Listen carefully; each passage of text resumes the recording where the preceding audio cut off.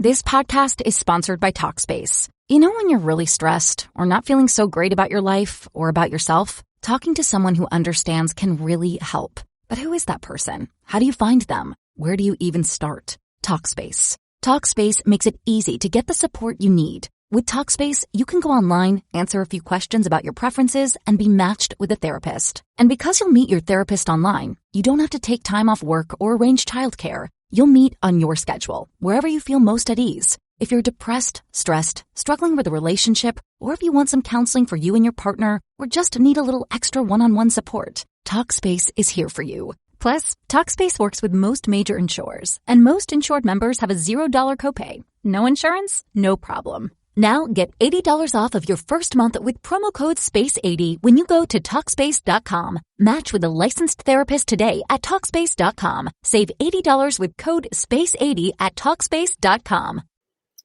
Hi, welcome to this edition of Talk with TAS. I am your host, Dr. Teresa A. Smith. Today, I am really excited to have with me Dawn Westmoreland. Dawn is a retired Air Force veteran. She is a resiliency expert with over 32 years of experience. She's a speaker, she's a certified life coach, and an HR consultant.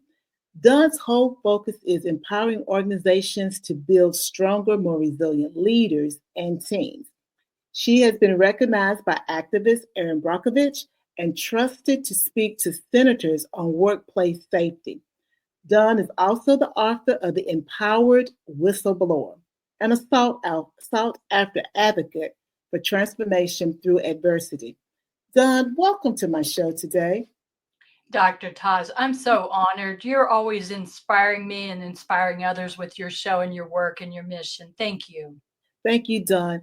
Dawn, I want to set the stage by giving folks a little bit of background knowledge. How did you get into resiliency work?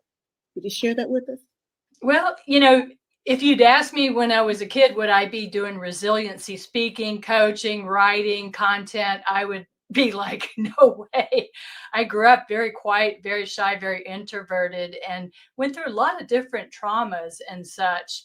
But what really got me into resiliency was a couple mentors said, do you realize, Dawn, you have a trend of resiliency? And I thought, because I had been a government whistleblower, speaking up about racial discrimination in the veteran affairs.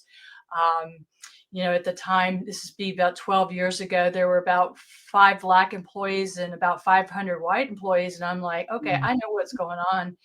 And, fast forward, there's always a lot of ugliness that happens too, when you're a whistleblower. But that's what got me, the latest thing that got me into wanting to do resiliency. And I've been through a lot of traumas. I've had a psychiatrist tell me that, some of the things I've experienced would, set people over to either kill themselves or to harm themselves. And I could tell you a lot of my stories, but, it really doesn't matter what happened to me. It's really how we view it. I think that's so important, particularly when it comes to empowerment and resiliency, because either we can be empowered or be disempowered. Now, you were talking just a little bit about your personal experience. Can you share where you made a conscious choice that you were going to empower yourself versus sitting on the sidelines? Yeah, probably the most recent, was I remember working in the revenue part of the veteran affairs, walking to the bathroom, needing to have a break, and 5 women followed me to the bathroom and cornering me. And when I say cornering, I don't mean like they were going to ambush me, Dr. TAS. They're like, Dawn, we know your background, your HR. Do you think all this nepotism, and if you're not, I know you're familiar with it, Dr. TAS, you're well educated, but nepotism is illegal hiring practices where you're a manager and hiring family and friends, and the government can't do that, or the state, but it happens often. And so the girls said to me, you have the background at HRs. What's going on? Is it right? We were watching folks, with GEDs, and I'm not putting anybody down with a GED, get a $90,000 a year job and they have no training, no experience. They're just family and friends. And here I'm looking around, these girls, some of them had MBAs, they had the years, they had the experience, they had the training, they had the education. And, I'm retired from the Air Force. I'll be retired 20 years next month in February. It's amazing. And I always learned that the right thing to do is speak up for others. I mean, I was trained how to be a leader, not a follower. So I did speak up. And when I spoke up, I knew ahead of time, Dr. Taz, that I was going to face horrific retaliation. And I certainly did. But I have no regrets because I have to be who I am. And I'm somebody who's going to speak up, stand up for other people, especially when they're being discriminated against or harmed or done wrong. And Dawn, I appreciate your doing that. And I'm sure those ladies did also. But as you said, you knew that you would face some backlash as a result of doing that. And I want to applaud you for being willing to stand your ground and keep your moral compass close to you. I want to shift just a little bit, but not much. I've heard you describe adversity as a gift that helps to build the resiliency muscle. Now, folks may not really understand that because I've made statements, and sometimes I try to clean it up when I say that I've experienced a lot of trauma. I don't wish the trauma on anyone, nor even on myself. But if I hadn't experienced it, I wouldn't be the person that I'm still growing into. And so for me, that's like building my resiliency muscle, but I'm not sure if that's what you mean by that. So could you elaborate on how individuals can shift their perspective to view challenges as opportunities for growth? Yeah, sure can, Dr. Taz. I think we're on the same page. I like to use this analogy. When I got out of the Air Force, I wanted to earn a fun degree. So I earned a horticulture degree. And then I did landscape design for a short time. And I like to talk about, staking trees. When people are landscaping, they will often want to stake a tree, a small tree they're putting in their yard. And in most cases, the tree doesn't need to be staked. When you stake it, it has hormones inside it, growth hormones called auxin. And the auxin has to be able to move throughout the tree.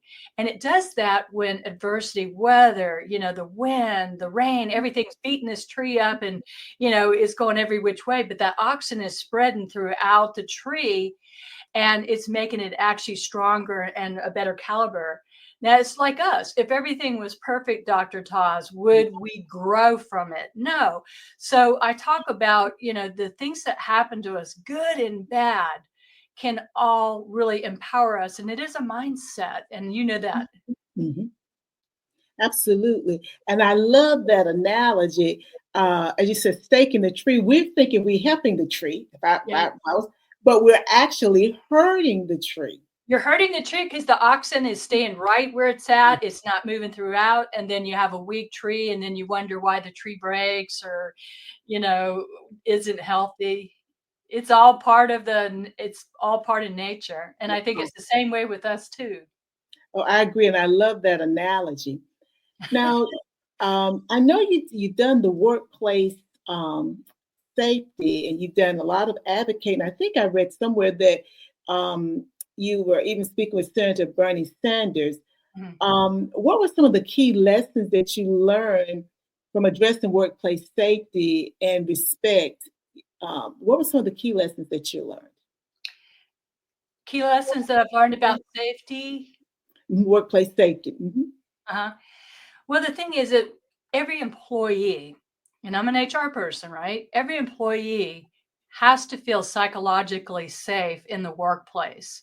And there's many ways that we help him or her feel that way. If they don't feel safe in the workplace, then there's not going to be loyalty. There will not be retention. They're just going to give the bare minimum. I know this. I've been doing HR 32 years and I hear it all the time. So safety is really important. And we have to make sure that employees always physically feel safe too, because, today it's a different world.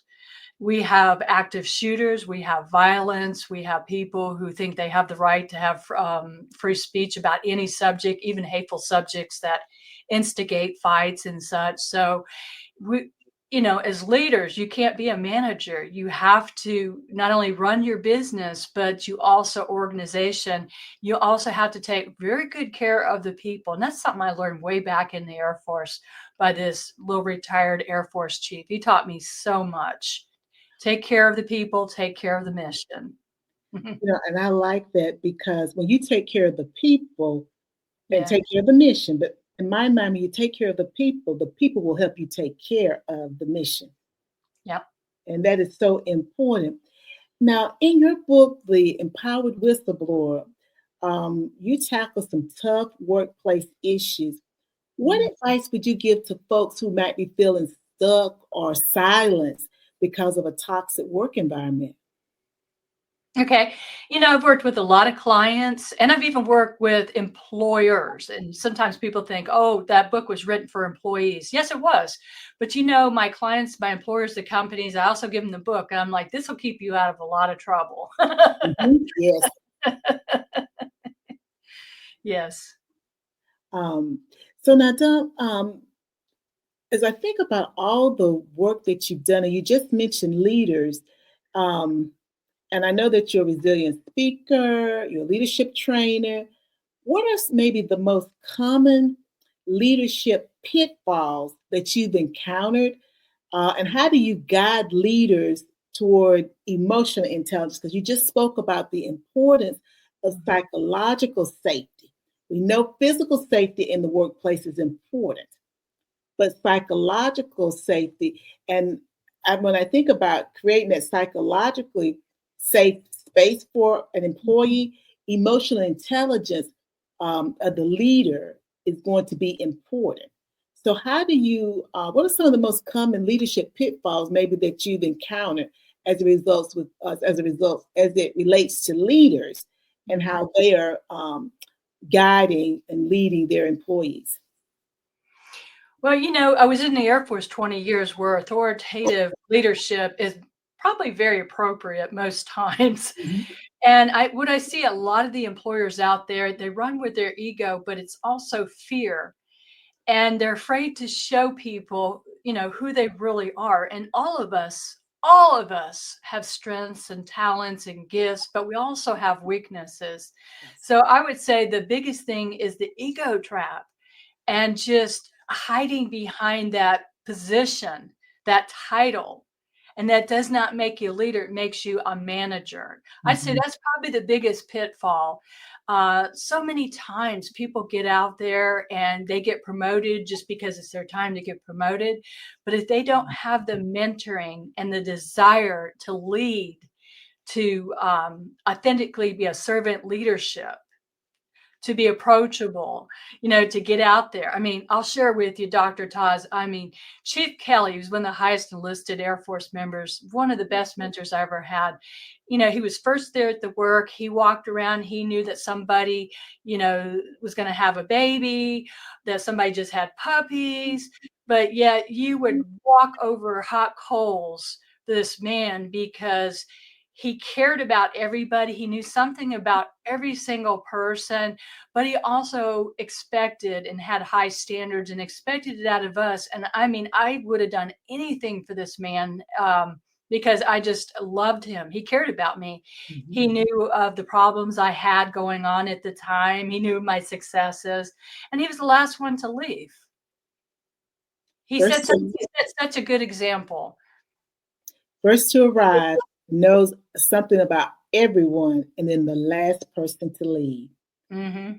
You're right. Now, he was really setting an example of being a leader versus being a manager.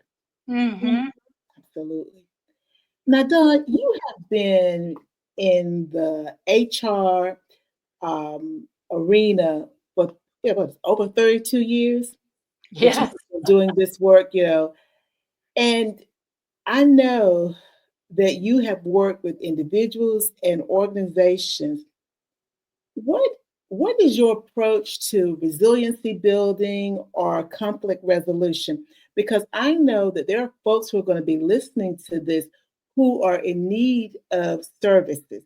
What's Mhm. your approach to that?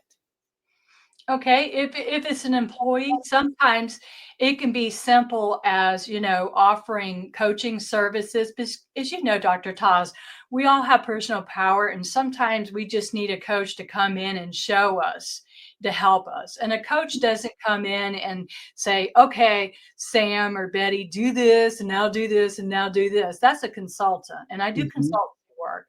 A coach is helping to bring out that person, with open-ended questions so that they might be more, resilient. Maybe they want to get promoted. They don't know how. Maybe they're shy.